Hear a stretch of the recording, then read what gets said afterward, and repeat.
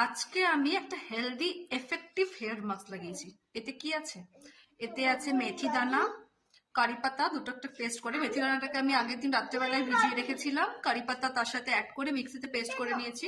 তার সাথে দিয়েছি আমলা, রিঠা, সিকাকাই, ভৃংরাজ অ্যান্ড হেবিস্কাস, সবগুলো ডাস্ট ফর্মে। এটা কিন্তু আমি রটা পুরো দিইনি, আমি অনলাইনে অর্ডার করেছিলাম, তো ডাস্টটা আছে, তো ওইগুলো।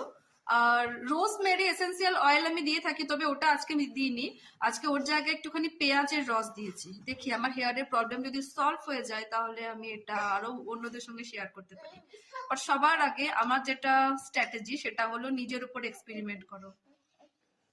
যদি ফল পাও তাহলে সে পজিটিভিটি লোককে বলো, যদি না ফল পাও তাহলে ইন দ্য ভোগ অফ মা। প্যাক লাগানোর পরে না আমি হেয়ারটা ওয়াশ করে এলাম। এখন আমার হেয়ারটা অলমোস্ট রোদে আমি শুকিয়েও ফেলেছি। হেয়ারটা কিন্তু অনেক সফট অ্যান্ড সিল্কি সিল্কি লাগছে, খুব সুন্দর রেশমি মোলায়েম একটা হেয়ার বলে ঠিক ওটা লাগছে। হেয়ার ফল কমছে কিনা বা রিগ্রোথ কতটা হচ্ছে, রিগ্রোথটা হওয়ার পরে বুঝতে পারবো। সেটার জন্য আমাকে কন্টিনিউ কমসে কম 15 ডেজ তো ইউজ করতে হবে না, অল্টারনেটিভ ডেতে। তো এখন যেটা রেজাল্ট বলবো আমি, প্যাক লাগানোর পরে ভালো রেজাল্ট, পজিটিভ রেজাল্ট, আমাদের পুরো পজিটিভ, নেগেটিভ নেই।